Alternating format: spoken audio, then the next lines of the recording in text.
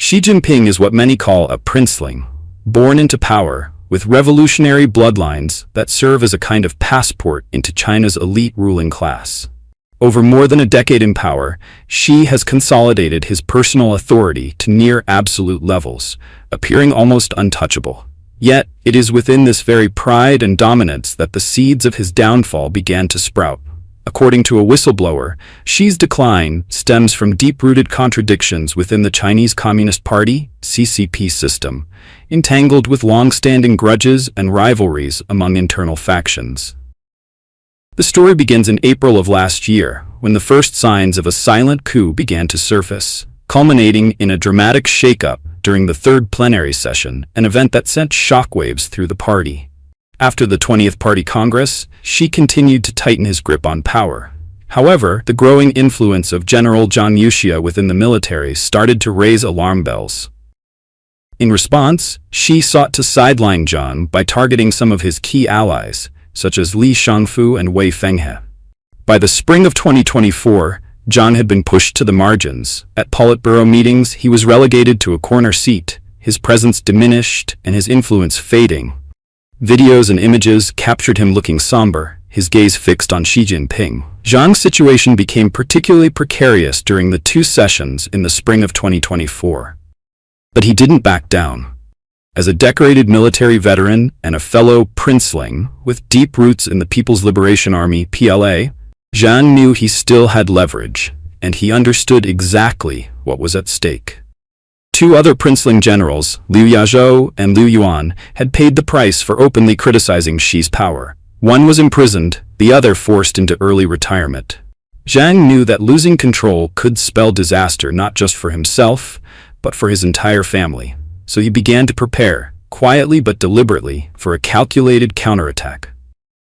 A fateful moment, the third plenum and Xi Jinping's stroke.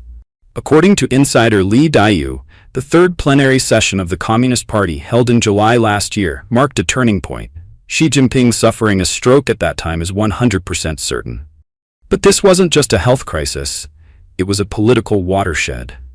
Amid growing internal tensions, General Zhang Yuxia, first vice chairman of the Central Military Commission, seized the moment to assume military control with full legitimacy. As one of the most powerful figures in the military, Zhang not only held formal authority, but also had complete confidence in his ability to steer the situation. As soon as Xi became physically incapacitated, Zhang moved swiftly to take control of two key figures in Xi's inner circle. Cai Qi, head of the Central Guard Bureau, responsible for Xi's personal security, and Wang Xiaohong, who oversaw the public security system. Controlling them meant stripping Xi of his defenses, effectively turning both him and his loyalists into actors following a script written by Zhang. The whistleblower emphasized, in the CCP system, losing power means losing all power. There's no such thing as a partial loss. Interestingly, Zhang's initial intent wasn't to completely crush his rivals. Confident in his position, he allowed Xi and his allies to maintain a small degree of limited freedom, asking only that they follow his lead. This gesture showed a more human side of Zhang, one that stood in sharp contrast to Xi's insecurity and paranoia. But as the story unfolds, this leniency would prove short-lived. Internal strife, the seeds of resistance. Even under tight control, Xi Jinping did not easily accept defeat. He attempted a counteroffensive, though more an act of desperation than a real threat. In this effort, an unexpected figure stepped into the spotlight. Xu Qiliang, former vice chairman of the Central Military Commission, who had officially retired in October 2022, but remained one of Xi's most trusted allies. Xu, remembered for his wide, proud smile during the Congress that confirmed Xi's third term, had long played a key role in helping Xi tighten his grip on the military. Notably, Zhang's faction had overlooked Xu in their initial power consolidation. Since he was already retired, Xu wasn't placed under close surveillance, giving him the freedom to reconnect with former officers who had managed to escape the subsequent purges. Xu became the centerpiece of Xi's attempted comeback. But the plan unraveled quickly. Once exposed, Xu Qiliang died under unclear circumstances. Whether from fear, pressure, or something more deliberate remains unknown. What was clear, however, was the bitter grief and fury from his family at the funeral, especially when facing Xi Jinping. Their expressions said it all. Xu had sacrificed himself for Xi, and his family could not forgive it. The failed counterattack triggered a sweeping and reluctant purge. Although Zhang Yuxia initially didn't want to push things too far, he was forced to act decisively to eliminate any further risk of rebellion. Officers began disappearing. Xi's former allies were systematically removed. The price of resistance was steep and final. One seasoned political analyst pointed out the fundamental mistake that led to Xi's loss of military control. He failed to grasp a simple truth. In the CCP, it's the army, not the Navy, Air Force, or missile units, that ultimately guarantees political power. While the other branches are designed for external warfare, internal control and political dominance are rooted in the ground forces. That's why figures like Deng Xiaoping and Jiang Zemin could continue wielding real influence even after stepping down as chairman of the military commission. They had the army's backing. Zhang Yuxia, importantly, comes from the ground forces. Xi, on the other hand, neglected the army. He distanced himself from ground commanders and instead promoted figures from the Navy, Air Force, and rocket forces to prepare for a potential military move on Taiwan. This strategic miscalculation created a rift between him and Zhang Yuxia and ultimately opened the path to his loss of power. The ground forces had always been Zhang's stronghold, and Xi had failed to see it coming. Who is on Xi's side now? So, does Xi Jinping still have any loyal allies? First, we must mention the Jiang Zemin faction.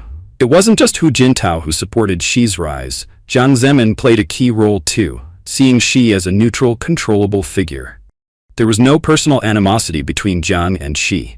However, once in power, Xi launched a harsh crackdown on Jiang's allies, not out of revenge, but to avoid becoming another Hu Jintao, a leader manipulated by others behind the scenes.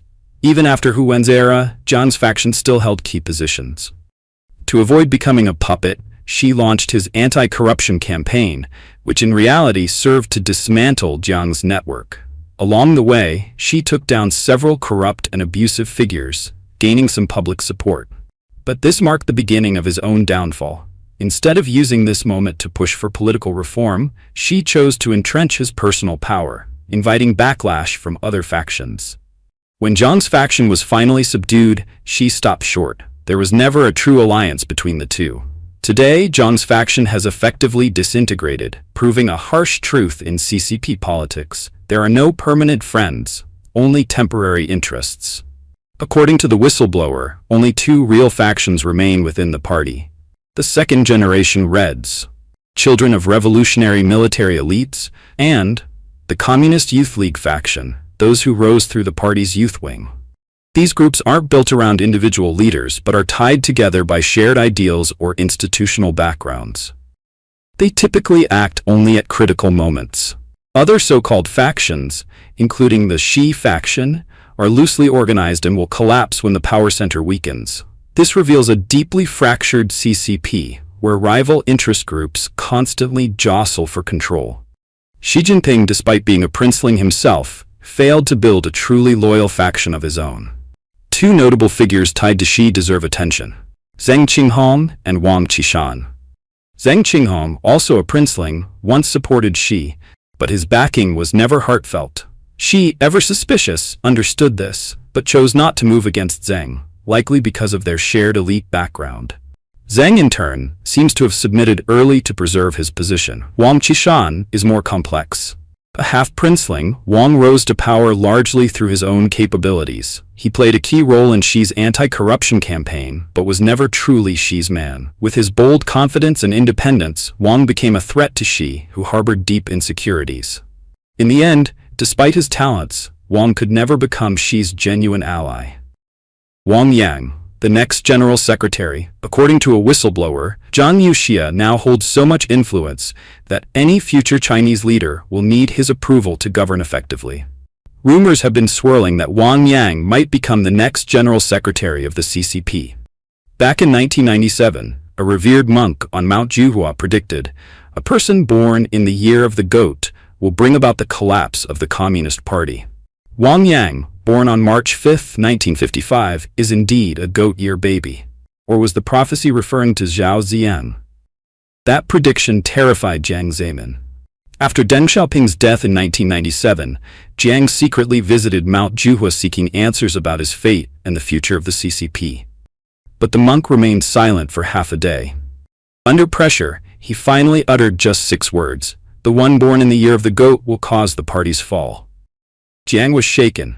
Zhao Ziyang, born in 1919, the year of the earth goat, was still under house arrest. Alarmed, Jiang tightened control over Zhao, banning him from leaving Beijing. Though Zhao was allowed to play golf, it was only within the capital. Jiang even installed electrified fences around Zhao's residence at 6 Fuxiang Alley and stationed armed guards to monitor him 24/7. But fate had other plans. Zhao, already in his 80s and in poor health, died 7 years later. Only then did Jiang begin to wonder, was the monk referring to someone else all along? Wang has long shown signs of being that figure, foretold in prophecy. As foreign commentator Yuan Bin wrote in an article on Epoch Times, June 7, unlike former Premier Li Keqiang, Wang didn't attend a top university. He rose through the ranks, step by step, from the grassroots. While serving as party secretary of Guangdong, Wang launched a bold campaign to liberate thought. He rejected Jiang Zemin's 3 represents and promoted an industrial transformation strategy known as changing cages and replacing birds. This policy aimed to shift away from outdated industries and labor practices, and in doing so, Wang replaced many corrupt Jiang-aligned officials, which infuriated Jiang. Wang's reforms in Guangdong directly clashed with Bolsheviks' populist Red Songs and anti-gang campaign in Chongqing. With support from Hu Jintao and Wen Jiabao, Wang was able to contain Bo's momentum. He even experimented with requiring officials to publicly declare their assets, a move that struck a nerve across the CCP. One statement in Wang's 2012 work report at Guangdong's 11th Party Congress shocked the establishment. "We must break the mistaken notion that people's happiness is a gift from the party or the government. We must protect and unleash the initiative and creativity of the people, respect their right to pursue happiness, and let them boldly explore their own path. Only then can we truly elevate social well-being." Yuan Bin concludes, while both Wang Yang and Li Keqiang are often seen as part of the reformist bloc, Wang's ideology goes further. His thinking doesn't simply continue Deng Xiaoping's legacy. It aligns more closely with Hu Yaobang and Zhao Ziyang. To call him a reformer may be too narrow. He's more accurately described as a liberal within the party system. Today, whether from leaked intel or an old prophecy, signs seem to point to one man, Wang Yang.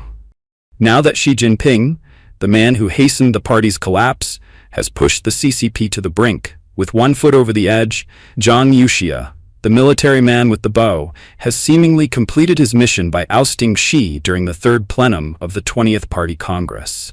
So, is Wang Yang truly the final straw that breaks the camel's back? The goat-born man destined to bring down the party? We'll have to wait and see. The story isn't over yet. Zhang Yuxia's purge, Xi Jinping's failed resistance, and the rise of new factions are still unfolding. Will Zhang Nanhai witness more political upheaval? Only time will tell. One thing is certain, the red walls will continue to conceal secrets, and with each passing day, a new chapter in this power drama will be written.